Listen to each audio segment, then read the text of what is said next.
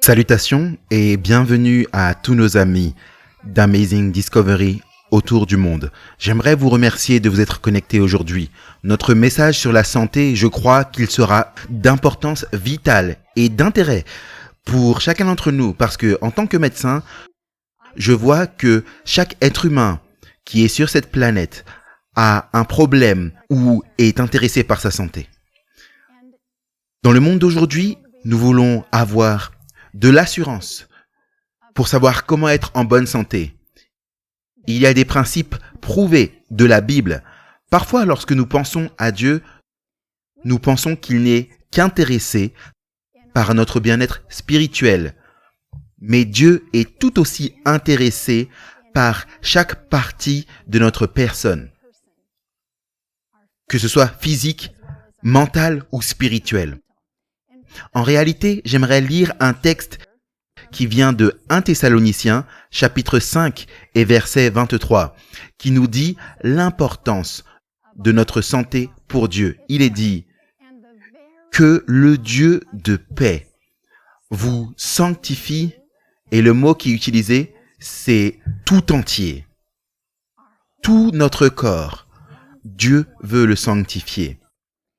Et ensuite, il continue en disant « Et je prie Dieu que votre esprit tout entier, votre âme et votre corps soient préservés irrépréhensibles pour la venue de notre Seigneur Jésus-Christ. » Est-ce que c'est votre désir? Que Dieu puisse vous préserver, et peut-être que vous souffrez aujourd'hui d'une quelconque maladie ou quelque chose pour lequel vous cherchez de l'aide. J'aimerais vous présenter au Seigneur et je prie que notre message aujourd'hui, la physiologie de l'addiction, touche chacun de nos cœurs.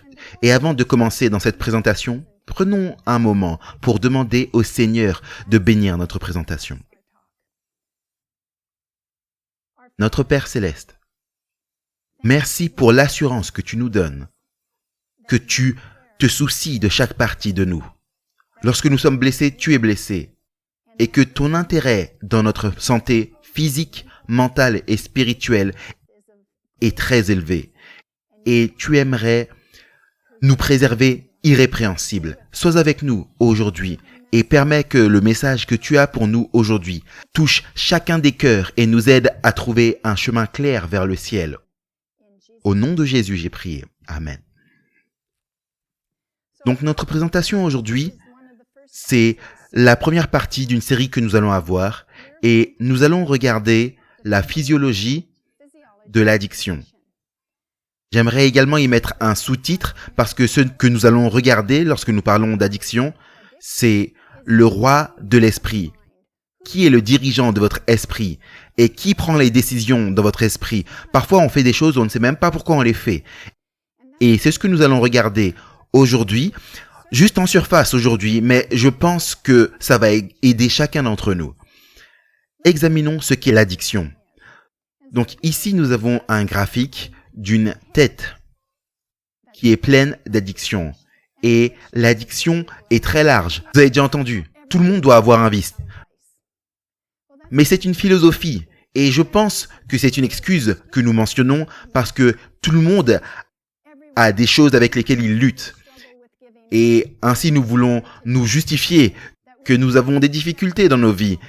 Et on se dit « Oh, ne t'inquiète pas pour ça, tout le monde doit avoir un vice. » Mais examinons la définition de vice. Et en réalité, le mot même en latin signifie l'inclinaison ou la propension d'une personne. C'est-à-dire la tendance, ce qui vient naturellement pour vous. C'est-à-dire au lieu d'aller vers le haut, c'est bien plus facile d'aller vers le bas. Ainsi, l'addiction traite des choses qui sont plus faciles pour nous de faire. Peut-être que ce n'est pas ce que nous aimerions faire, mais on est piégé là-dedans. Cela signifie également de se dévouer ou de se soumettre à quelque chose d'habituel. C'est quelque chose qu'on continue à faire encore et encore. Ou de manière obsessive. Eh bien, certaines habitudes sont bonnes, donc le mot habituellement ne connote pas vraiment ce dont on veut parler dans l'addiction. Mais obsessivement, parfois quand on a quelque chose qui est obsessif, c'est même dérangeant pour nous. Donc, cela capture un peu plus la connotation de quelque chose qui n'est pas forcément désiré. Une autre définition de l'addiction, c'est quelque chose qui est fort et un besoin qui fait du mal, de faire quelque chose ou d'avoir quelque chose. Et le mot-clé ici sur lequel on veut mettre l'emphase, c'est que l'addiction est quelque chose qui fait du mal. C'est un mot-clé, ça blesse. Donc lorsque nous regardons à une personne qui est addicte, ce que nous examinons, c'est une personne qui est esclave ou servante d'un objet. Ça peut être un objet, ça peut même être une attitude. On peut être addict à l'impatience, addict à la colère. Ce n'est pas forcément une substance. Mais la chose sur laquelle j'aimerais mettre l'emphase, c'est que l'addiction, c'est l'esclavage. On est dans une position où l'on fait des choses qu'on ne veut même pas faire, mais on ne peut pas s'en empêcher. Dans la Bible, l'addiction est décrite comme le péché. En fait, regardons ce qui est dit dans le livre de Jean, chapitre 8 et verset 34. Il est dit « Quiconque commet le péché est l'esclave du péché ». On pourrait changer le mot addiction par péché et le lire ainsi. Quiconque commet l'addiction est esclave de l'addiction. Donc, alors qu'on parle aujourd'hui de la physiologie du péché, je n'aimerais pas simplement vous dire qu'on peut expliquer le péché, expliquer son existence, parce qu'en réalité, il n'y a pas d'excuse pour le péché. Lorsque Dieu a créé tout l'univers, tous les êtres créés, dans son grand amour, il a pourvu à tout ce qui est possible pour notre joie. Rien ne manquait. En réalité, il nous est dit dans 2 Thessaloniciens, au chapitre 2 et au verset 7, c'est appelé le mystère de l'iniquité. Nous ne pouvons pas expliquer pourquoi, lorsque quelqu'un a tout ce dont il a besoin pour son bonheur absolu et son plaisir, qu'il voudrait changer cette situation. Cela s'appelle un mystère. Mais ce que nous aimerions comprendre, c'est ce qui se passe dans l'esprit et comment pouvons-nous nous en libérer. Donc maintenant que nous parlons de l'addiction, c'est la même chose que lorsque nous parlons du péché. Y a-t-il une seule personne qui est née dans ce monde et qui n'a pas lutté avec le problème du péché? Regardons et voyons la réponse dans la Bible, parce que certaines personnes pourraient dire « Je n'ai aucune addiction, je n'ai aucun péché ». Mais ce n'est pas ce qui nous est dit dans la Bible. Il nous est dit, dans Romains chapitre 3, et verset 23, il est dit « Car tous ont péché et sont privés de la gloire de Dieu ». Nous pourrions nous comparer aux autres personnes et dire « Je ne suis pas comme cette personne ici qui est SDF et qui s'évanouit sur le trottoir et qui est addict à la drogue ou qui est esclave à cet autre vice. Moi, je ne suis pas comme ça. » On pourrait se sentir parfait comparé à eux. Mais dans le parfait caractère de Dieu, si nous, en tant qu'humains, nous comparons à lui, la vérité c'est que nous sommes tous privés de sa gloire et nous avons tous péché. Mais ce n'est pas là où Dieu veut nous laisser. Et dans le livre d'Apocalypse, les chapitres qui décrivent les églises de Dieu, chaque église qui est décrite a une promesse. Et l'une de mes favorites, c'est dans Apocalypse 3, verset 21. Et ce qui est dit ici, c'est que à celui qui vaincra,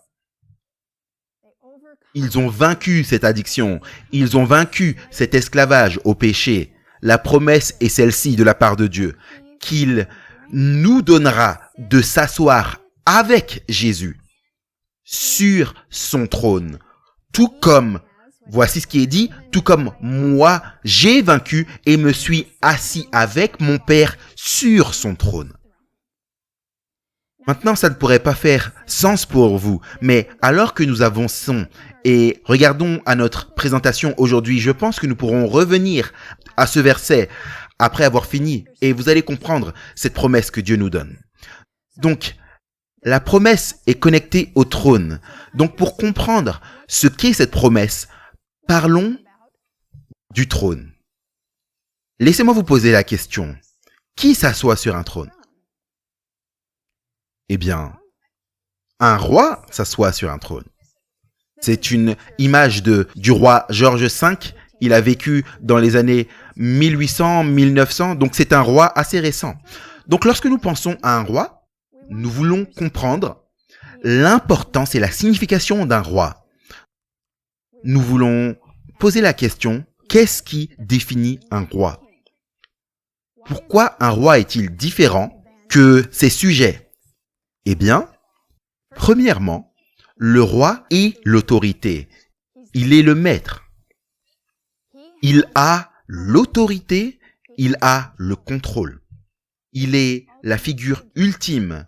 Il prend des décisions, il crée des lois et il fait les lois qui gouvernent ses sujets. Eh bien, lorsqu'il donne ses ordres, tout le monde peut donner des ordres. Mais ce qui fait la différence entre un bon roi et n'importe qui dit aux autres « fais ceci, fais cela », afin d'avoir la puissance et l'autorité qui est efficace, vous devez être en mesure de faire appliquer la loi. Ainsi, un roi vient avec un équipement, c'est-à-dire soit son armée ou d'autres méthodes coercitives qu'il va mettre en œuvre si vous transgressez ces lois. Donc, c'est important d'être en mesure de faire appliquer la loi. En général, on dirait que le roi est la plus haute autorité dans n'importe quel royaume que nous examinons. La Bible nous dit qu'il n'y a qu'un seul vrai roi. Et alors que nous regardons à ce graphique ici, j'aimerais que vous puissiez remarquer l'image de Jésus qui se tient ici au milieu. Il y a un agneau et il y a un lion. Et ensuite, il y a Jésus en robe blanche au milieu. En tout temps, Jésus a toujours été le seul et unique roi à la création. Il était le roi de toutes les choses créées. Donc nous voyons ici, dès le début de la frise, la création. Et nous allons regarder un peu plus loin à la création. Mais quelque chose s'est passé et nous savons que l'homme a chuté dans son obéissance. Et donc, un tout autre système devait être mis en place. Et le plan du salut où Jésus allait devenir l'agneau a été donné ici dans Genèse. Et donc, alors que nous suivons la frise chronologique, vous remarquez dans la barre rouge que l'agneau, à la fin de cette période de temps, en 31 après Jésus-Christ, Jésus a été sacrifié en tant qu'agneau. Était-il le roi à ce moment-là? Il était le roi en tant qu'agneau, tout autant qu'il était le roi en tant que lion. Mais dans cette image avec la robe blanche, il nous est dit une partie différente qu'il joue alors que nous regardons la rédemption. Et cela s'est passé dans la barre bleu foncé, en moins 457, qu'il nous est dit que Jésus allait agir en tant que grand prêtre. Et donc nous savons que lorsque Jésus, en tant que grand prêtre, juste avant sa venue pour recevoir son peuple, il agit en tant que grand prêtre, donc il a la robe. Mais lorsqu'il vient la deuxième fois, il vient en tant que roi des rois. Il sera alors le lion. Donc, si nous regardons cela un peu différemment, j'aimerais vous montrer ce qui s'est passé, comment l'homme a perdu la position dans laquelle il était à la création. La chute de l'homme à la création s'est produite parce que Adam et Ève ont désobéi à la loi de Dieu. Et lorsque cela s'est produit, son caractère, sa gloire a été changée chez Adam et Ève. Adam et Ève ont été faits à l'image de Dieu. Mais lorsque le péché entra, il n'était plus à l'image de Dieu. Et l'une des choses que l'homme a perdues, c'est un esprit clair.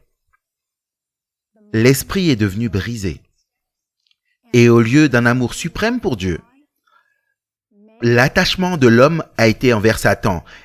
Et on peut littéralement dire que l'homme était épris de Satan. Donc, afin de pouvoir restaurer les choses que Dieu doit accomplir en nous, il faut premièrement que son amour soit restauré en nous pour lui. Et c'est une promesse dans Genèse 3:15. Je mettrai inimitié entre toi et la femme lorsqu'il parle à Satan. L'inimitié, c'est la haine. Et c'est la première promesse que Dieu va briser cette puissance du péché qui nous tient. C'est une promesse que Dieu dira, je vais briser cela. Je vais faire que tu puisses haïr les actions du péché. C'est la façon dont je t'ai créé. Et l'esprit clair qui a été brisé à cause du péché doit être restauré. Dans 2 Timothée chapitre 1 verset 7, il nous est dit que le cadeau que Dieu nous donne, ce n'est pas un esprit de peur, mais de puissance et d'amour et de sagesse. Et cela est traduit sagesse par maîtrise de soi. Et c'est ce dont nous avons besoin, la maîtrise de nous-mêmes. Et Dieu nous a promis de nous la redonner. Et dans Philippiens 2, l'un de mes versets favoris, Philippiens 2, verset 5, il nous est dit que cet esprit soit en vous qui était également en Jésus-Christ. Ces paroles, ce sont les paroles créatrices de Dieu lorsqu'il dit au début dans Genèse que la lumière soit, que l'air soit, qu'il y ait une séparation entre les eaux. Ces paroles même, qu'il soit. Et dans Philippiens, que cet esprit soit en vous. C'est Dieu qui commande cette puissance créatrice qui dit que l'esprit de Jésus soit en vous. C'est le cadeau qu'il a pour nous en nous restaurant. Et finalement, ce qu'il va se passer, c'est que la gloire de Dieu sera restaurée, qui sera réfléchie chez l'homme. Je l'appelle le principe de la pleine lune. Est-ce que la lune a en elle-même de la lumière? Il n'y a pas de lumière dans la lune. Seulement lorsqu'elle réfléchit le soleil, et la pleine gloire de la lune, c'est lors de la pleine lune. Et dans 2 Corinthiens chapitre 3 verset 18, voici comment Dieu nous dit que cela va se passer. Contemplant comme dans une glace la gloire du Seigneur, nous sommes changés en la même image de gloire en gloire. Certains d'entre vous ont peut-être entendu parler des neurones miroirs. Et c'est quelque chose que les scientifiques ont découvert dans l'histoire récente. Et je ne vais pas aller dans les détails, mais ils ont découvert que dans l'esprit de l'homme, il y a des neurones qui fonctionnent en regardant quelque chose qui se passe. Donc, lorsqu'ils ont découvert cela, alors ils regardaient chez des singes qui mangeaient des cacahuètes, ils avaient les singes connectés à des électrodes et les neurones se déclenchaient. Et les chercheurs ont fait une pause et l'un des chercheurs mangeait des cacahuètes. Il mangeait son repas et les singes étaient toujours connectés. Alors que le singe regardait le chercheur manger son repas, les mêmes neurones se sont déclenchés dans le singe lorsque lui-même mangeait les cacahuètes. Donc ce qu'ils ont découvert, c'est que même lorsque nous regardons quelque chose, cela est enregistré dans notre cerveau de la façon dont notre esprit devrait fonctionner. Donc lorsque nous regardons à Jésus et lorsque nous regardons le caractère de sa vie, la formation de son caractère sera transposée dans notre cerveau et nous deviendrons comme lui à nouveau. Maintenant, l'opposé se produit également, donc il nous faut faire attention, parce que lorsque nous regardons le mal, lorsque nous regardons des films, lorsque nous regardons certains comportements chez d'autres personnes, cela également va être enregistré chez nous. C'est comme un enfant. Comment apprennent-ils à se comporter? Les familles se conduisent de la même façon parce qu'ils se regardent les uns les autres. Et ainsi, ils commencent à faire la même chose. Donc, nous voulons nous focaliser sur Jésus et c'est sa promesse qu'il va nous changer. Donc, revenons à cette idée du roi de l'esprit. Et j'aimerais vous parler d'un petit jeu. Peut-être que certains d'entre vous y ont joué. C'était un jeu assez populaire. Il s'appelait Le Roi de la Montagne. Le but de ce jeu était de conquérir la place la plus haute et d'être le roi. Maintenant, ça pourrait être une botte de foin, ça pourrait être un amas de neige ou de détritus. Mais dans le but de ce jeu, c'était de se mettre au sommet. C'était ça le trône. On voulait s'asseoir sur le trône. Et donc, quiconque arrive à monter là-haut, ainsi, le but pour les autres, c'est de devenir le roi à sa place. Et en fait, c'était un jeu de pouvoir. Ils ont enlevé ce jeu de certaines écoles parce qu'il était plutôt violent.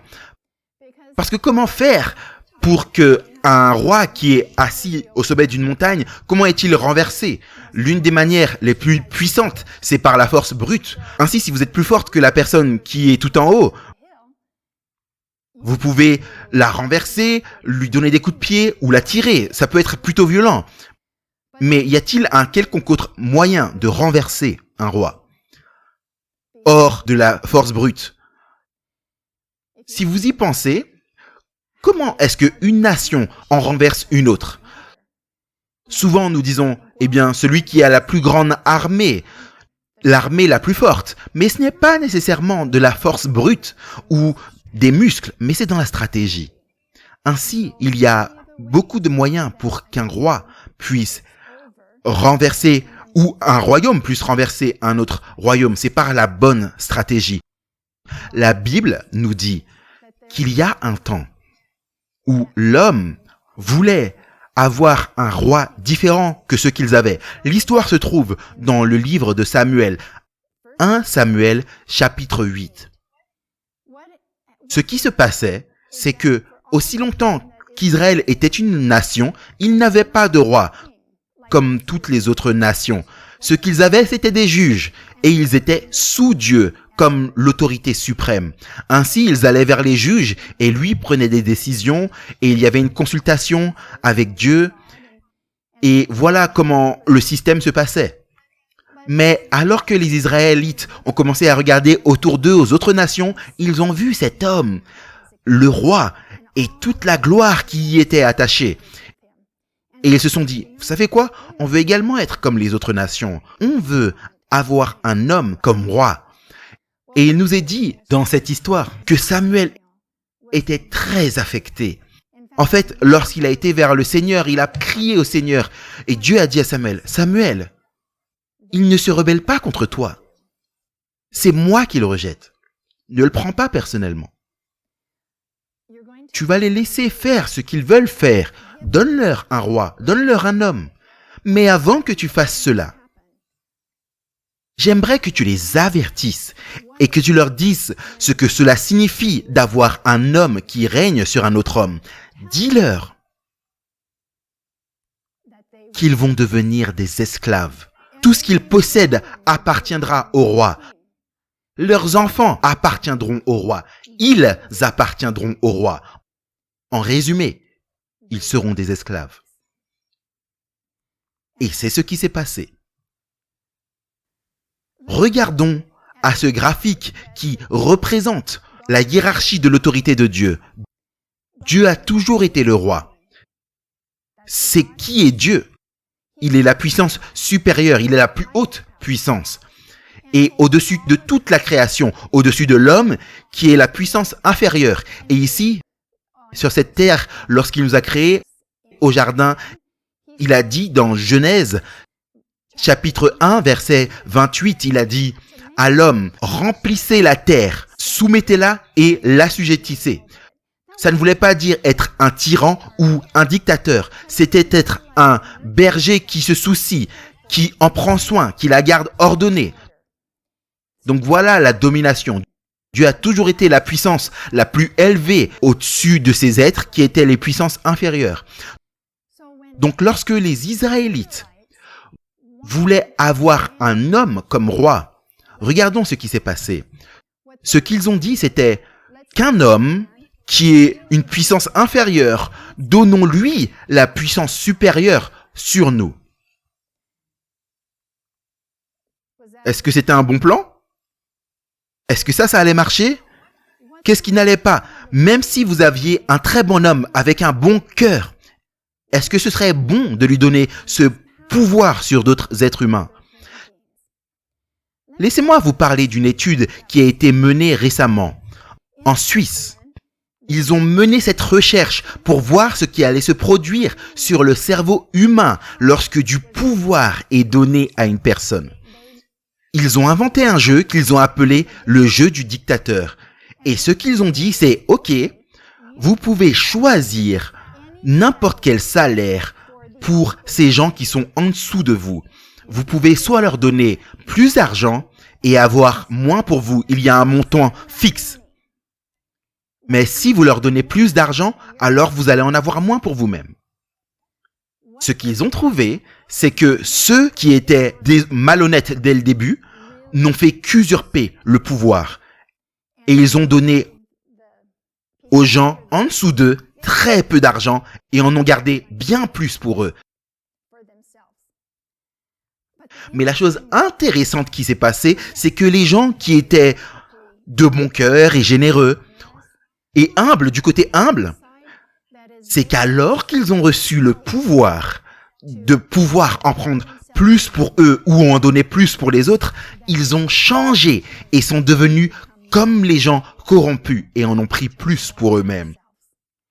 En réalité, alors qu'ils ont regardé ce qui se passait, ils ont vu que le sentiment de pouvoir a changé le cerveau, tout comme la cocaïne change le cerveau.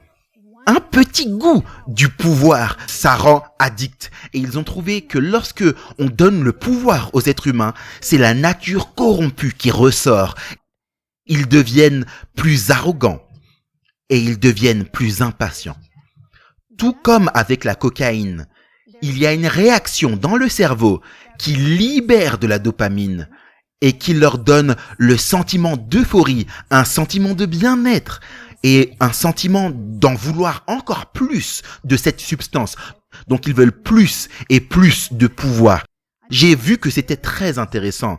Ainsi, lorsque vous prenez un homme dont la nature est corrompue dès le début et vous lui donnez un petit goût du pouvoir, ils voudront encore être encore plus et encore plus puissants et dictatorial. Eh bien, tout ce problème devait commencer quelque part. En réalité, le tout premier addict que nous avons dans toute l'histoire de la création, c'est dans Ésaïe 14. Voici ce qui s'est passé. Comment cela est arrivé? Il nous est dit que Lucifer était le fils de l'aurore. C'était l'un des anges les plus élevés au ciel. Et quelque chose dans son cœur lui a donné un désir pour le pouvoir. Il a dit « J'exalterai mon trône au-dessus des étoiles de Dieu. Je monterai au-dessus des nuées. » En réalité, il a été si loin qu'il a dit « Je serai comme le Très-Haut ». En fait, ce qu'on peut résumer, c'est qu'il voulait être plus élevé que Dieu. Il voulait être la plus haute puissance. Ainsi, revenons et regardons à nouveau ces diapos. Voyons que le plan de Dieu, c'est qu'il est la plus haute puissance sur toutes les choses créées, au-dessus des anges, au-dessus de tous les mondes créés. Mais ce que Satan voulait, c'était d'usurper la puissance de Dieu et alors comme nous le voyons sur ces diapositives, c'est que Lucifer, la puissance inférieure, voulait être la puissance supérieure. Et ce qu'il nous est dit qui s'est passé lorsqu'il y a eu ce conflit dans le cœur de Satan, c'est qu'il a réussi à convaincre un tiers des anges que c'était un bon plan. Il nous est dit qu'il y eut guerre au ciel.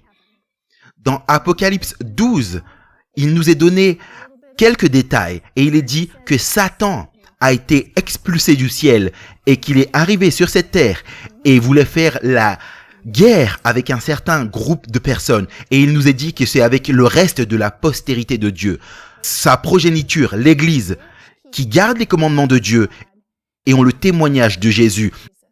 Donc la guerre qui a commencé au ciel est ici sur terre.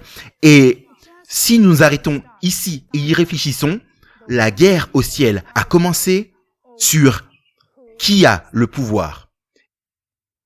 Et ainsi, lorsque vous pensez à votre propre vie et que vous pensez à ce qui se passe dans le monde, c'est toujours un problème d'autorité, de l'autorité propre.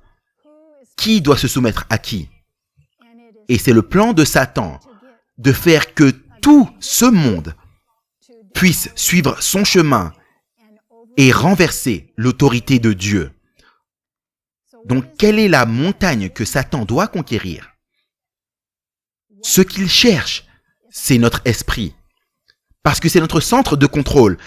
Et s'il peut conquérir notre esprit, il peut nous contrôler. Il ne veut pas que nous puissions appartenir au royaume de Dieu. Il veut renverser ça et que nous soyons ses sujets. Ainsi, cela me conduit à vouloir vous expliquer certaines choses au sujet du cerveau. Le cerveau, c'est la partie physique de l'esprit, mais l'esprit, c'est comment il fonctionne. Donc, votre cerveau, qui est votre centre de contrôle, ne fait qu'1,3 kg. C'est tout. C'est une masse de tissu très petite, mais il fait toutes les fonctions de votre corps. Sans votre cerveau, vous ne pouvez pas fonctionner. Vous pouvez avoir le bras coupé, vous pouvez vivre sans autre partie de votre corps. On sait que les gens ont leur appendice qui est retiré, la rate qui est retirée, ou différents organes, et ils continuent de vivre. Mais vous ne survivrez jamais sans votre cerveau. Donc cette petite masse est l'un des objets les plus complexes de tout l'univers. L'année dernière, en 2014, le président des États-Unis, Barack Obama, a lancé une initiative de faire un mapping du cerveau. Tout comme on a le projet pour le génome humain, il voulait avoir le projet pour le cerveau humain. Et donc, des millions de dollars ont été alloués pour étudier les fonctions du cerveau. Et la technologie innovée afin d'essayer de percer les mystères de ce cerveau complexe pour voir comment il fonctionne. Je ne pense pas qu'on ne peut même pas commencer à gratter la surface. Plus on en sait, ce que je vous dis aujourd'hui, ce n'est même pas le niveau jardin d'enfants, c'est avant le jardin d'enfants, concernant ce que les scientifiques découvrent. Mais ce qu'ils savent, c'est que dans le cerveau humain, il y a 80 milliards de neurones, 80 milliards de cellules. C'est l'équivalent du nombre d'étoiles qu'il y a dans la Voie lactée. Et tout ça rentre dans cette petite sphère de notre boîte crânienne de notre tête. Et n'avez-vous jamais entendu que nous n'utilisons que 10% de notre cerveau? On a entendu ça, mais ce n'est pas vraiment la vérité. Chaque cellule dans le cerveau a une fonction et fonctionne. L'une des choses les plus importantes concernant le cerveau, c'est qu'il a une mémoire qui peut enregistrer chaque expérience que nous traversons dans la vie. Il y a de nouvelles connexions d'un neurone à un autre neurone faites chaque jour. En réalité, un neurone peut avoir entre 1000 à 10 000 connexions différentes à d'autres neurones. Donc si vous multipliez 80 milliards de neurones fois 10 000 connexions, pouvez-vous imaginer le nombre de connexions qu'il y a dans notre cerveau? Vous savez, lorsque nous avons toute notre technologie, si vous avez un système stéréo, maintenant avec nos systèmes d'ordinateurs, il y a des fils partout, et ils s'en mêlent. Mais la façon dont Dieu a compacté notre cerveau ensemble et tous ces multiples trilliards de neurones peuvent toujours être organisés et pensés, ça c'est un miracle.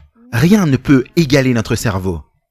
Donc il y a entre 1000 à 10 000 connexions différentes et il y a plus de 100 000 kilomètres de vaisseaux sanguins dans votre cerveau. Cela peut entourer la Terre 5 fois. N'est-ce pas incroyable? Je trouve ça juste incroyable. Donc on ne peut même pas commencer à assembler un ordinateur qui ressemblerait à notre cerveau. Regardons à certaines parties basiques du cerveau. J'ai fait ce schéma ici qui montre nos 4 lobes de base. À l'avant de votre front, nous avons le lobe frontal. Et derrière cela, un tout petit peu derrière, on a le lobe pariétal. Et sur les côtés, là où nous avons nos tempes, et on les appelle les tempes, parce que le lobe en dessous, c'est le lobe temporal. Et là, derrière, au niveau de la base de votre crâne, vous avez ce qui est appelé le lobe occipital. Notre cerveau a également d'autres parties, comme vous pouvez voir. La tige ici et qui descend dans la colonne vertébrale, c'est le tronc cérébral. Il y a aussi une autre partie qui est le cervelet, qui est lié au mouvement et à notre équilibre. Mais revenons et parlons du lobe frontal et des autres lobes autour. Dans le lobe frontal, c'est là où notre processus de pensée se passe. C'est là où les décisions se prennent. Donc, il est clé pour la fonction générale du cerveau.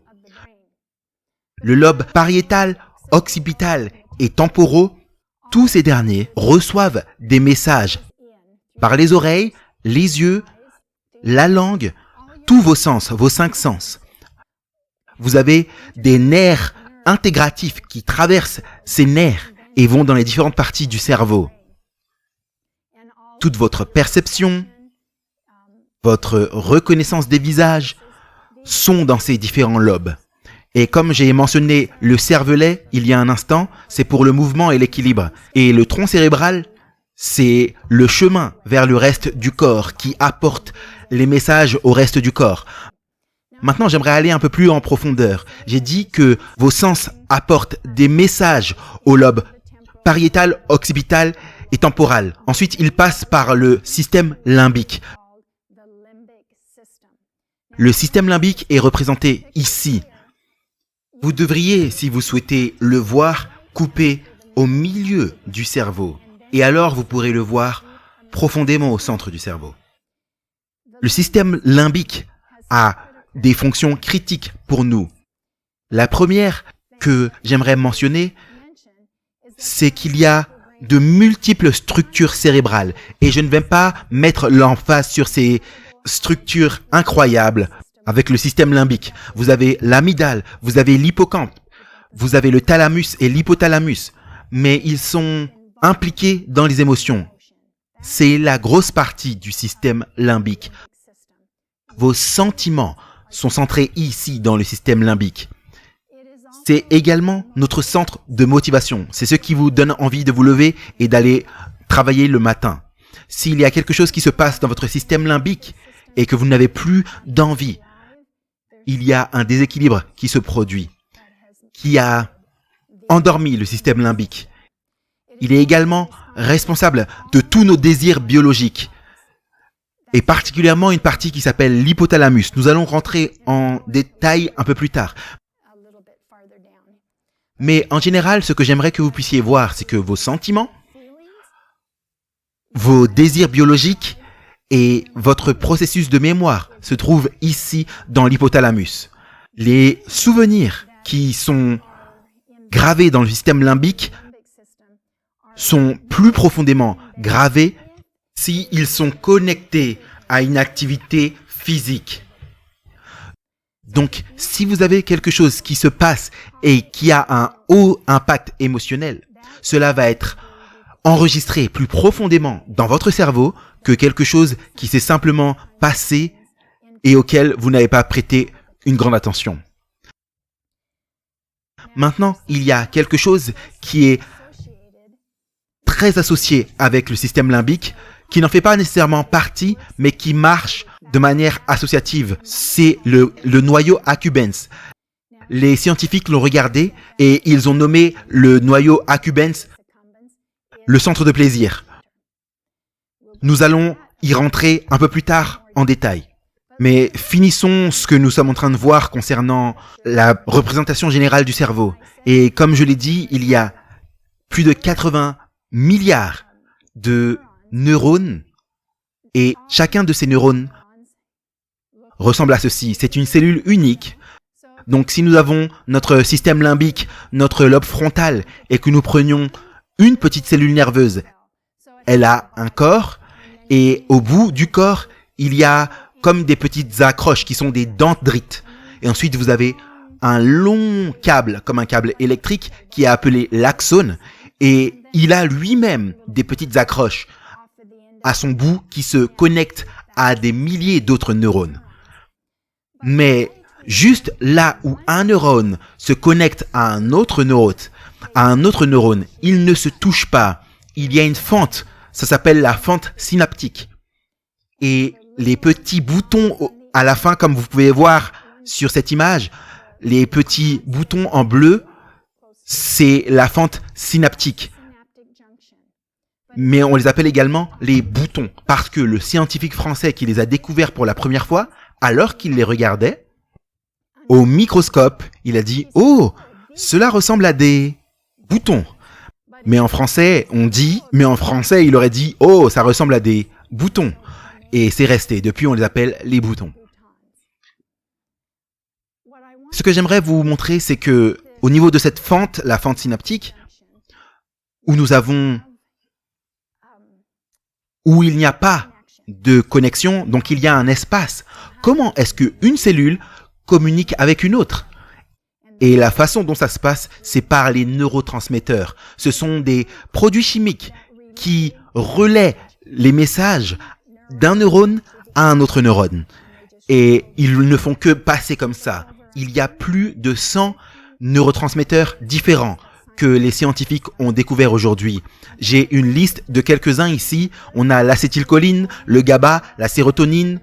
Vous avez peut-être entendu ça, la sérotonine et la dopamine. On entend tout le temps parler de ces derniers. Quand on parle de la dépression, la sérotonine et la dopamine sont clés dans le bonheur du cerveau. Ensuite, vous avez le glutamate et l'aspartate. Ce sont des acides aminés de la structure des protéines. Ces neurotransmetteurs ont différentes caractéristiques. L'acétylcholine, c'est le déclencheur. C'est ce qui fait qu'un nerf se déclenche. Mais vous ne voulez pas qu'il soit toujours actif. Parfois, vous voulez qu'il s'arrête. Est-ce que vous n'avez jamais eu une expérience où vos pensées ne font que tourner et vous aimeriez qu'elles s'arrêtent? Eh bien, nous avons le GABA. Le GABA, c'est le frein pour faire arrêter cette transmission. Ensuite, la sérotonine est responsable du sentiment de bien-être. Et la dopamine, on pourrait dire que c'est votre miroir rose. C'est ce qui vous fait voir qu'il y a de la valeur à la vie. Et le glutamate et l'aspartate, ce sont les neurotransmetteurs excitateurs, car eux également font que les nerfs accélèrent. C'est la pédale d'accélérateur avec l'acétylcholine. Il y a un texte dans la Bible qui décrit en fait le processus de la maladie. Il est dit dans 1 Corinthiens 15, 22. Il est dit « Ne vous laissez pas séduire. La mauvaise communication corrompt les bonnes mœurs. » Et où est le lien avec la santé? La santé est connectée à une bonne communication entre chaque cellule de votre corps. Et lorsque cela est perturbé, vous allez avoir des mauvaises manières, vous allez mal penser, vous allez mal fonctionner, vos cellules vont mal fonctionner. C'est comme le cancer, vous avez une cellule normale et ensuite quelque chose fonctionne mal dans le système de communication et ensuite elle ne s'arrête pas de grandir lorsqu'elle est supposée s'arrêter. Ainsi, une communication parfaite dans les neurones sont très importants pour tout ce qui se passe dans notre santé et dans notre façon de penser. Donc, voici une image que nous avons ici du système nerveux en général. Donc, ce n'est pas que dans le cerveau. Vous avez le cerveau avec les 80 milliards de neurones. Ensuite, ça descend le long des axones et des différentes connexions. Comme nous pouvons le voir sur ce graphique ici, notre système nerveux passe jusqu'au bout de nos orteils. Et j'aimerais que vous puissiez remarquer, vous n'allez peut-être pas le voir clairement, mais avez-vous vu comment les nerfs sortent et sont connectés à chaque organe de votre corps? Ils sont même connectés au système digestif. Donc, la façon dont vous pensez va affecter votre digestion.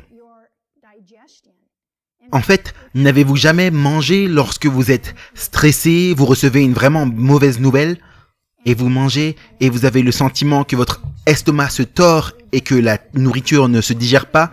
C'est parce que tout cela est connecté à ce qui se passe dans votre esprit et cela affecte toutes les fonctions du corps. Donc ce que nous mangeons également, à l'inverse, affecte notre façon de penser. Ainsi, revenons et voyons quelques parties clés du cerveau que nous savons être très importantes dans l'addiction.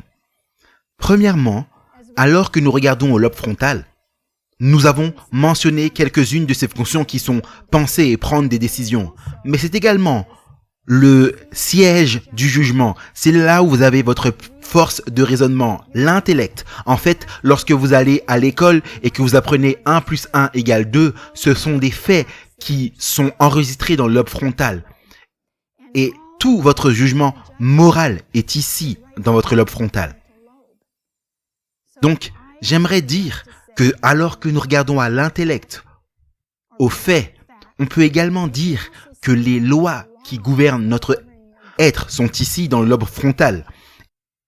Et les scientifiques ont en fait découvert que notre centre principal pour une personne, son désir de spiritualité, siège dans le lobe frontal.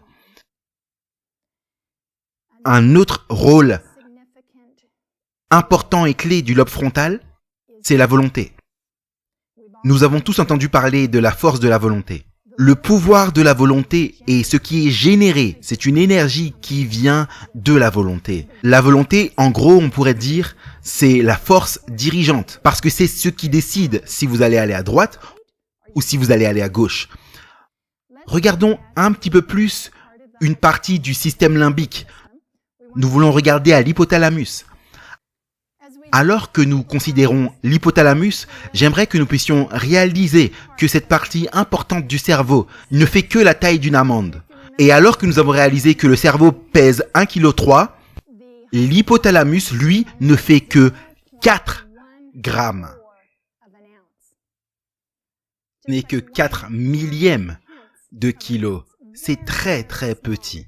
Et cependant, sa fonction est connectée à toutes les fonctions les plus importantes de la journée. L'une des choses les plus importantes qu'il fait, c'est réguler la température du corps. En réalité, si on regarde chez la femme, et pratiquement toutes les femmes dans notre audience sont passées par ce processus qui s'appelle la ménopause. Vous savez, alors qu'une femme prend de l'âge, son cycle commence à changer jusqu'à s'arrêter, et on appelle cela la ménopause. Et l'un des symptômes qui est très très commun alors que les femmes traversent cela s'appelle les bouffées de chaleur. C'est un problème avec l'hypothalamus. Nous allons rentrer dedans dans un instant. Mais, mesdames, j'aimerais que vous puissiez savoir que cet amas de cellules, c'est ça qui cause vos problèmes avec les bouffées de chaleur. Maintenant, cet amas de cellules est important pour tous les instincts animaux. Cela semble plus ou moins dégradant, on a des envies animales, mais c'est dégradant. Mais ce que je veux dire par là, les instincts animaux, ce sont vos instincts de survie. C'est tout ce qui est lié à la survie, à la préservation de l'être. Dans nos temps modernes, les scientifiques qui ont regardé cela ont en réalité parlé de cela avec le mot ego. C'est là où l'ego est centré. C'est tout ce qui est là pour protéger qui je suis. C'est connecté avec le centre de la faim. Si vous ne mangez pas, vous n'allez pas survivre. Ainsi, l'hypothalamus vous donne l'envie de manger. Vous avez besoin de boire. Donc, c'est votre centre de la soif. C'est ce qui vous pousse à boire de l'eau. L'envie de reproduction est également dans l'hypothalamus, la procréation. Le besoin d'un abri. Le besoin de protection. Et comme je l'ai mentionné quant à la préservation du moi, cette protection, cet abri est à la fois temporel et également intellectuel. Parce que si vous habitez dans un environnement qui est soit trop chaud ou trop froid, il y a de la pluie ou de la neige, on doit se protéger et ainsi on construit un abri. Mais c'est également que nous voulons nous protéger. Nous construisons un abri autour de nous-mêmes. Voici qui je suis. Et voilà pourquoi nous sommes offensés lorsque quelqu'un nous critique. Parce qu'ils détruisent qui nous sommes. Et avec l'hypothalamus, on veut protéger qui on est. La liberté de mouvement est également dans l'hypothalamus. Lorsque vous avez un criminel et ils sont mis en prison. Et en prison, ils continuent à mal agir. Qu'est-ce qu'on leur fait pour essayer de changer leur comportement? Ne les mettons pas en isolement ou en confinement.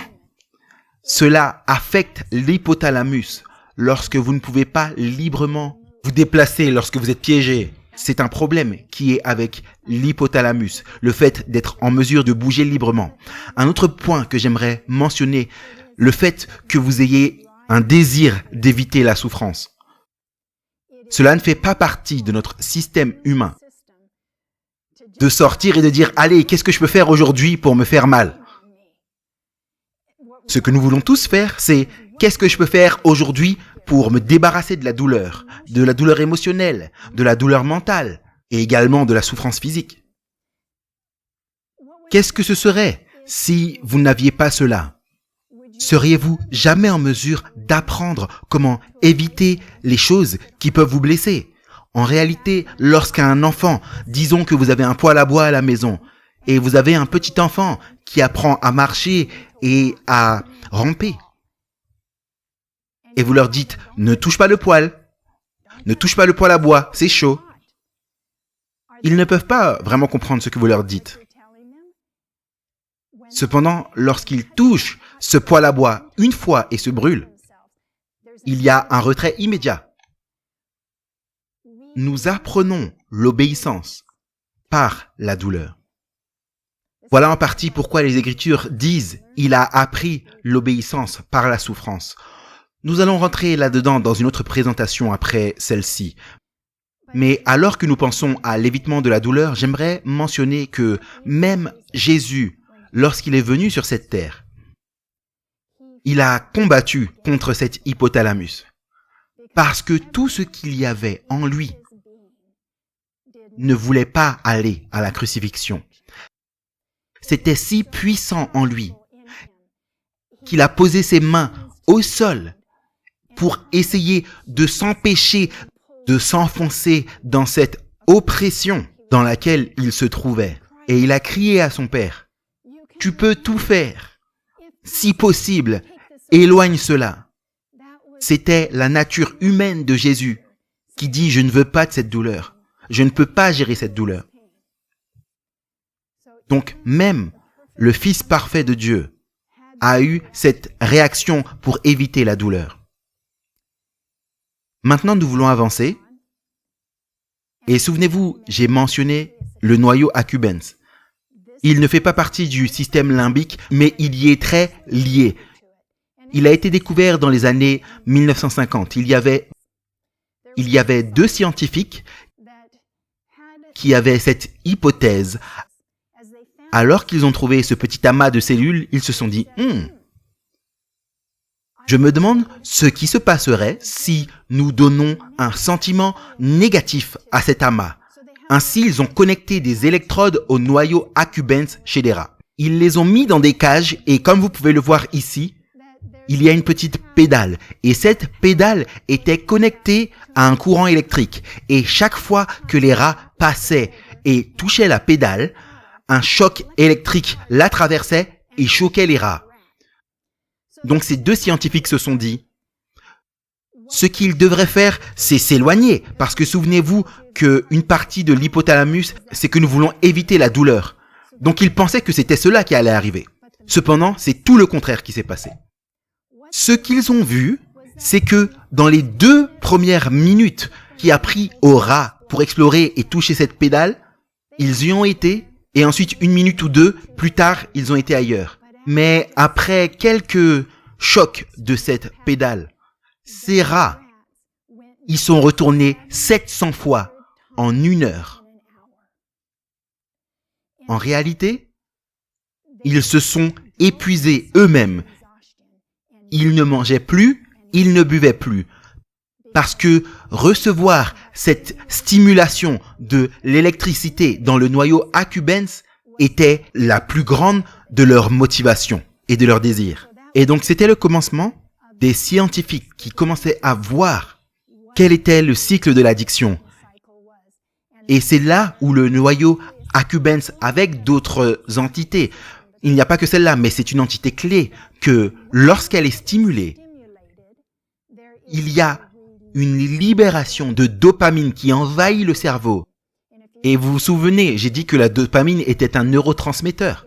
C'est quelque chose qui nous donne un sentiment de plaisir, un sentiment d'euphorie lorsqu'elle est produite en trop grande quantité. Et c'est plus que du plaisir.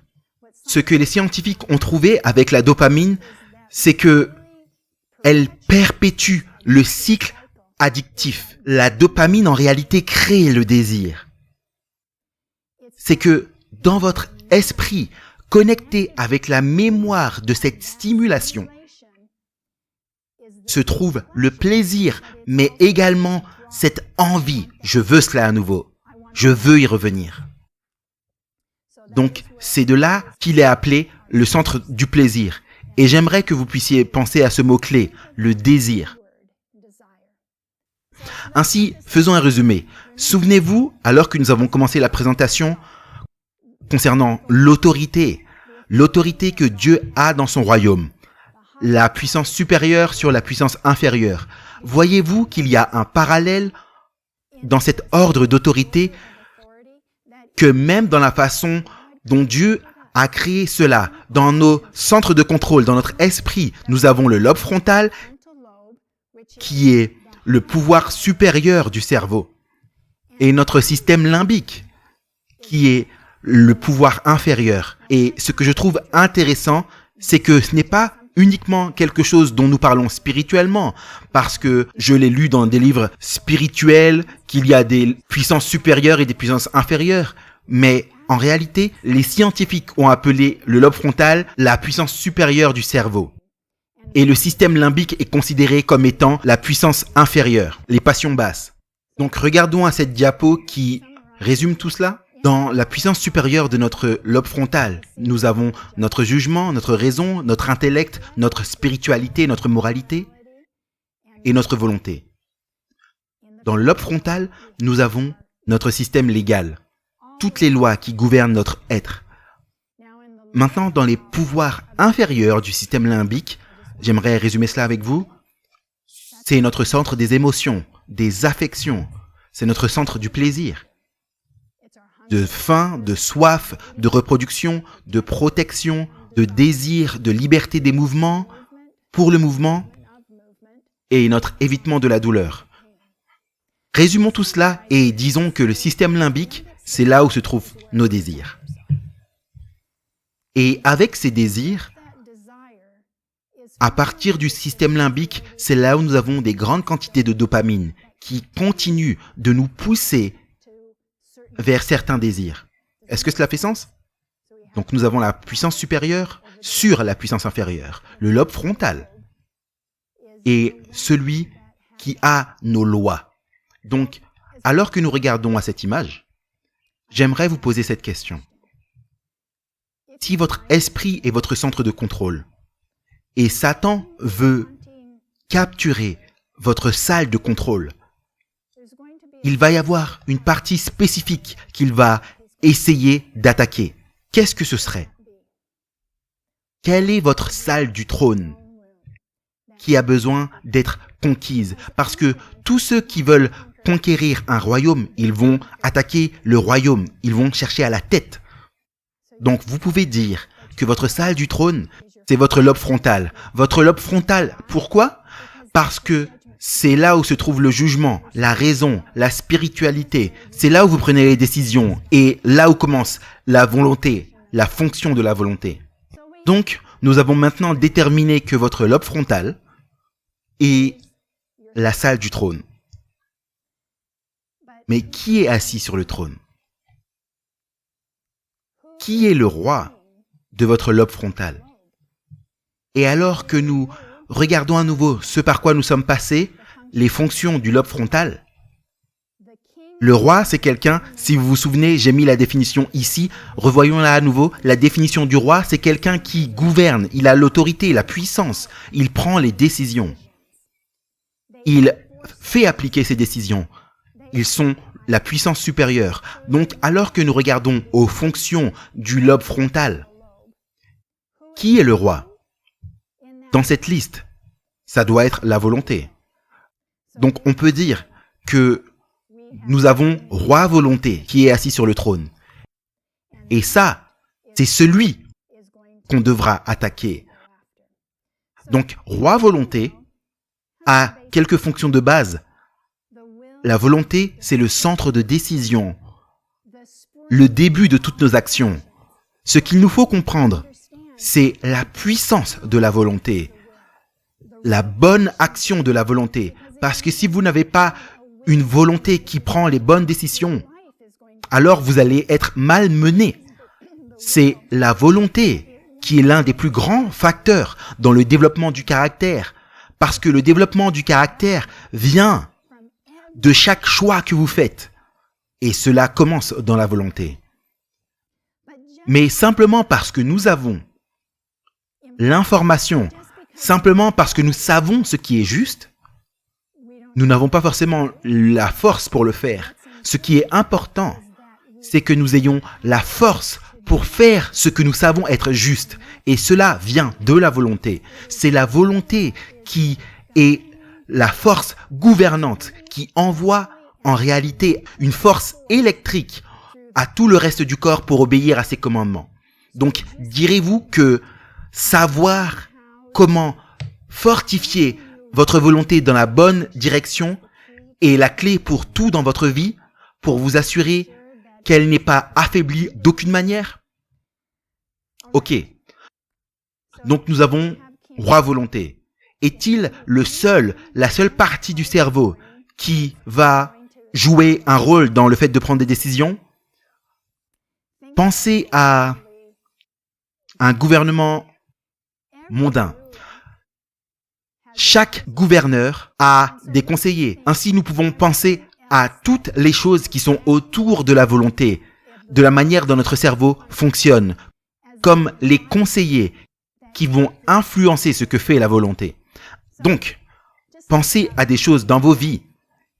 Et j'aimerais que vous puissiez y penser maintenant. Mais à partir de maintenant, c'est mon désir pour que le reste de votre vie, vous puissiez toujours vous demander pourquoi ai-je pris cette décision?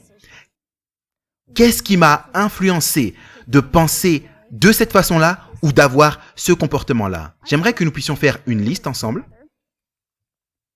J'ai fait une liste et elle n'est pas exclusive, mais voici les plus grandes choses auxquelles j'ai pensé qui influencent nos décisions. Nos sens. Et nous savons tous ce que sont nos sens. En réalité, j'ai lu une citation que je pense être très puissante. Elle dit « Gardez attentivement les sens, car ils sont l'avenue vers l'âme. » En somme, ce que cela veut dire, c'est faites attention à ce qui passe par vos oreilles, à ce qui passe par vos yeux, ce qui affecte votre toucher, votre sensation de toucher, votre goût, parce que toutes ces choses sont des avenues qui amènent vers qui vous êtes. Soyez attentifs à ce que vous y faites rentrer. Qu'en est-il de nos émotions? Trouvez-vous que lorsque vous avez une émotion comme la colère ou la peur, que vous agissez différemment que lorsque vous vous sentez sécurisé, que vous vous sentez aimé, que vous vous sentez heureux? Donc nos émotions et nos sentiments vont avoir un grand impact sur ce que fait notre volonté. Qu'en est-il de l'expérience? Comme le petit enfant, lorsqu'il touche le poêle à bois chaud, et il se dit « Ah, je ne vais plus jamais refaire cela ». Donc vous savez, les gens ont la même chose. J'ai été brûlé une fois et je ne vais pas recommencer ça. Donc on veut reculer et ne pas faire certaines choses grâce aux expériences passées. Qu'en est-il de la pression des pairs? Je pense que la pression des pairs, on pense souvent aux jeunes, qu'ils sont les seuls influencés par la pression des pairs. Mais je pense que le désir d'être comme tout le monde et le désir d'être accepté est l'une des plus grandes forces dans notre vie. Nous n'aimons pas être différents. Nous n'aimons pas être à part et se sentir anormal. Oh, parfois, bien sûr, on peut dire Il y a des jeunes qui se rebellent, qui portent des crêtes ou font des teintures à leurs cheveux. On voit ça parmi nos jeunes aujourd'hui. Et même chez les personnes un peu plus âgées, elles se font des tatouages, des piercings. Elles veulent paraître uniques. Donc, vous savez, ce n'est pas simplement que nous voulons être comme tout le monde, mais parfois nous voulons être différents. Mais en réalité, quelqu'un qui veut être différent, en fait, ils veulent vraiment être comme les autres qui les acceptent. Ils veulent rentrer quelque part. La connaissance a une force incroyable. En réalité, voilà pourquoi beaucoup d'entre nous vont écouter une présentation sur la santé. Parce que lorsque vous entendez toutes ces choses qui se produisent lorsque nous fumons des cigarettes, cela impacte notre esprit et nous motive à prendre de meilleures décisions. Nos habitudes, la façon dont vous avez été éduqué, si vous avez une certaine culture, si vous avez été éduqué dans un pays européen ou un pays latin-américain. Il y a différentes cultures, ainsi les habitudes que nous formons vont faire une différence sur ce que notre volonté va choisir de faire. Les suivants sont intéressants. N'avez-vous jamais pensé à comment votre environnement affecte vos décisions? Si vous êtes dans un endroit calme dans la nature,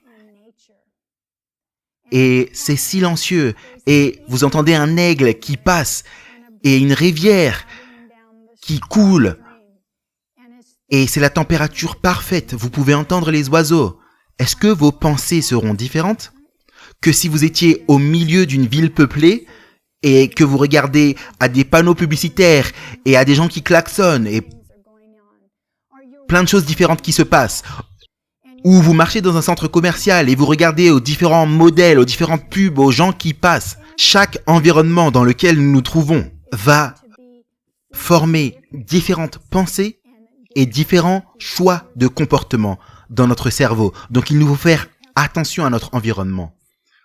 Je pense qu'on peut résumer tout ça en disant que Dieu a ses anges et Satan a ses anges. Et c'est notre bataille spirituelle. Dans la Bible, il nous est dit que nous n'avons pas à mener bataille contre la chair et le sang. C'est une bataille spirituelle contre les puissances des ténèbres. Et parfois, que vous soyez dans l'environnement le plus parfait, il y a quelque chose en interne qui se passe. Donc notre volonté reçoit de la pression. Et je vais dire de la pression même de la part de Dieu. Parce que Dieu soupire après le fait que nous puissions le trouver et être heureux. Mais nous avons l'ennemi qui est également là et qui essaye de toutes ses forces de briser notre attache à Dieu. Alors que je regarde à cette liste, et si vous prenez des notes, peut-être que vous voudrez en rajouter. La raison pour laquelle j'aimerais que vous fassiez attention à ce qui est dit, c'est parce qu'elles influencent toutes les actions que nous faisons. Et la Bible dit dans 2 Corinthiens, chapitre 13, verset 5, il nous est dit, examinez-vous vous-même et voyez si vous êtes dans la foi. Éprouvez-vous vous-même. C'est bien plus facile de critiquer quelqu'un d'autre. C'est très facile de voir les fautes des autres. Mais ce que la Bible dit, c'est regardez-vous vous-même. Et donc, lorsqu'on regarde cette liste que je vous ai donnée ici, à chaque fois que vous avez un problème, j'aimerais que vous puissiez vous arrêter et regarder, examinez-vous. Pourquoi est-ce que j'ai fait ceci? Pourquoi je me sens de cette façon? Et parfois, vous n'avez peut-être pas de réponse. Mais c'est là où vous voulez dire, Seigneur, sonde-moi et connais mon cœur. Éprouve-moi et regarde s'il y a quelque chose de mauvais en moi. Seigneur, je ne comprends pas pourquoi je me sens de cette façon. Je sais que ce n'est pas bon, mais je ne me sens pas bien. Peux-tu me montrer ce qui se passe? Montre-moi les choses dans ma vie que je dois corriger. Montre-moi où il me manque quelque chose et où est-ce que je prends les mauvaises décisions. Il est important de toujours vous examiner. Pourquoi est-ce que je prends les décisions que je prends? Nous avons parlé de cette masse d'1,3 kg, le cerveau, l'esprit humain incroyable et toutes ses fonctions. Pourquoi est-il si incroyable avec son développement intellectuel, sa puissance de raisonnement, nous pouvons avoir des visions, pas une vision des yeux, la vision de voir dans le futur, de voir à des choses qui se passent maintenant et de se projeter là où on voudra être, de regarder au passé et de voir où est-ce qu'on était, de voir où cela vous a amené et de faire des changements dans votre vie. C'est une force incroyable que Dieu nous a donnée. Le pouvoir de la créativité, de mettre des choses différentes ensemble. Mais parmi toutes ces choses que Dieu nous a données dans l'esprit, la chose la plus grande qu'il nous a donnée, c'est la puissance d'adorer. Et avec ce pouvoir d'adorer, il nous a donné la liberté de choisir. Et nous avons deux puissances différentes. La puissance du Dieu suprême, notre Créateur, et son ennemi, Satan, qui veut notre adoration et qui veut s'emparer de notre liberté de choisir. Donc j'aimerais vous demander, quelle valeur mettez-vous sur votre esprit? Quelle valeur attribuez-vous au fait de prendre soin de votre esprit? Pensez à cela. Avez-vous déjà pensé à la valeur de votre cerveau?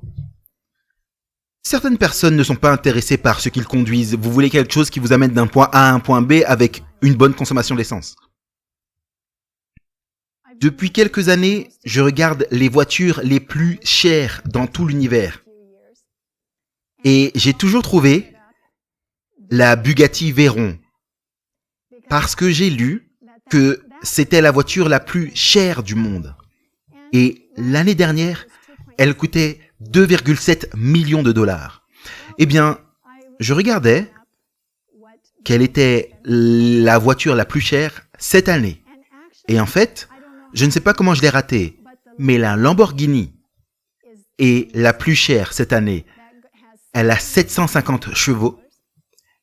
Elle va de 0 à 100 en 2,8 secondes. Et elle atteint sa vitesse maximale de 335 km par heure en 10 secondes. Et le prix qui est attaché, c'est 4,5 millions de dollars.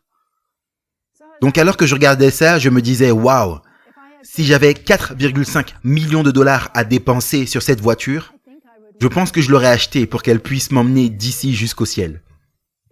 Mais elle devrait être très, très puissante et imposante. Mais pensez à cela. Une voiture à 4,5 millions de dollars. La voiture la plus chère de ce monde. J'aimerais vous poser une question plus profonde. Savez-vous quel est le véhicule le plus cher de tout l'univers? Eh bien, laissez-moi vous donner un texte biblique. Dans 1 Pierre, chapitre 1, versets 18 et 19, il nous est dit, « Car comme vous le savez, vous n'avez pas été rachetés par des choses corruptibles, par de l'argent et de l'or, par 4,5 millions de dollars, mais par le sang précieux de Jésus-Christ. » Avez-vous réfléchi à cela? Pensez-vous que vous êtes le véhicule le plus cher de toute la terre? Il y a des anges au ciel qui n'ont pas chuté. Il y a des anges au ciel qui n'ont pas de placard rempli de choses qu'ils ne veulent pas que personne ne voie. Et chacun d'entre nous, nous avons nos placards. Mais réalisez-vous que vous êtes le véhicule le plus cher. Parce que les anges qui n'ont jamais chuté, ils n'ont pas été rachetés par le sang de Jésus. Cela nous rend plus précieux que n'importe quoi dans toute la création. Donc qu'importe qui vous êtes, même si vous êtes le pire des pécheurs, vous devez comprendre que cela vous rend encore plus précieux. Car le sang de Dieu a été versé pour vous racheter.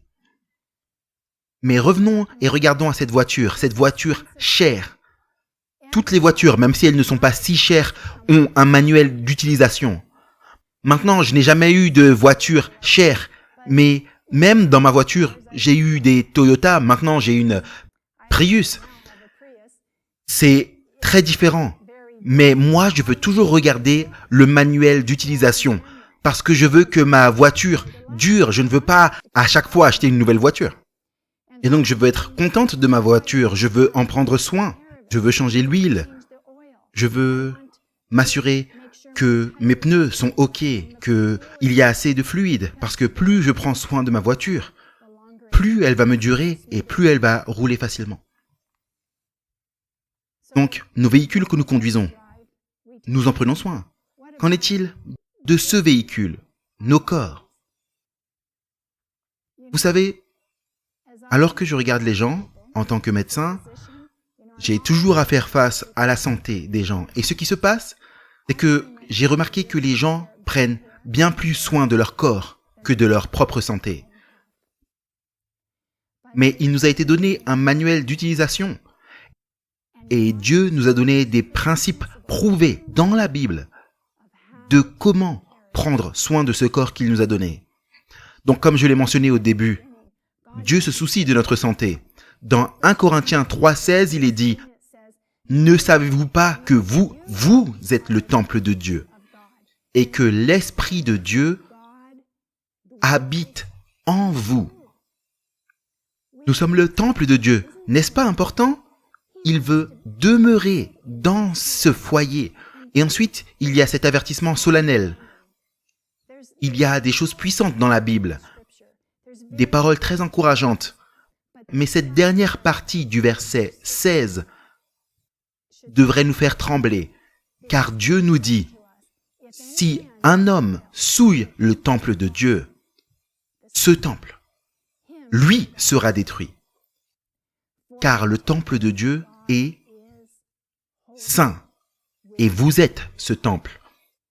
Donc Dieu veut que vous sachiez qu'il s'attend à ce que vous preniez soin de ce véhicule qu'il vous a donné. Ainsi, pourquoi le lobe frontal est si important dans ce véhicule? Pourquoi est-il prééminent? Non seulement nous en avons parlé médicalement et au niveau de la science, mais savez-vous que même dans la Bible, il est prééminent? Regardons à certains versets. Avant d'aller dans les versets, j'aimerais vous parler de 2-3 choses, de points clés concernant le lobe frontal. Il représente 40% de tout le cerveau qui communique avec tout le reste du cerveau et du corps. Il distingue l'homme des animaux plus que n'importe quelle partie du cerveau et de l'anatomie. Et il a le plus haut contrôle au-dessus de toutes les autres activités du système nerveux, en particulier l'hypothalamus. Vous vous souvenez, l'hypothalamus, c'est là où se trouvent nos instincts, nos pulsions instinctives. Donc le contrôle de notre lobe frontal devrait être au-dessus de ces instincts. C'est là où nous avons la résolution des conflits, nos inhibitions, nos prises de décision et même l'empathie. En résumé, on pourrait dire que le lobe frontal est connecté à notre personnalité et notre caractère. Et maintenant, j'aimerais regarder à ce que disent les Écritures concernant notre lobe frontal. Lorsque nous allons dans Apocalypse, il est mentionné à plusieurs endroits, mais particulièrement de manière importante dans Apocalypse 14. Alors que nous regardons au verset 1, Jean, lorsqu'il était en vision, il voit un agneau se tenant sur le mont Sion, et avec l'agneau, 144 000 personnes. Et devinez ce qu'ils ont. Il est dit qu'ils ont le nom de son Père écrit sur leur front. Maintenant, ce texte, alors qu'il est parlé du front, parle en réalité du lobe frontal. Le nom de Dieu, son caractère est sur leur lobe frontal. Leur vision de Dieu a été gravée dans leur esprit. Tout le monde n'a pas cela. Il nous est dit dans Apocalypse 13, et tout le long de ce chapitre, ce n'est pas que dans un seul verset, il nous est dit que lui, la puissance de la bête qui est décrite dans Apocalypse 13, fera que tout le monde, excepté ceux qui sont scellés par Dieu, d'avoir une marque, et cette marque représente un nom, un caractère sur leur front. Donc le front est le développement du caractère de chacun d'entre nous. Et le développement du caractère est important. Pourquoi? Parce que comme nous le voyons sur la diapo, le développement du caractère détermine notre destinée. Alors que nous arrivons à la conclusion de la partie 1, la physiologie de l'addiction, Ce dont j'aimerais que vous vous souveniez, c'est que dans notre centre de contrôle, notre cerveau, nous avons le lobe frontal qui est la puissance supérieure.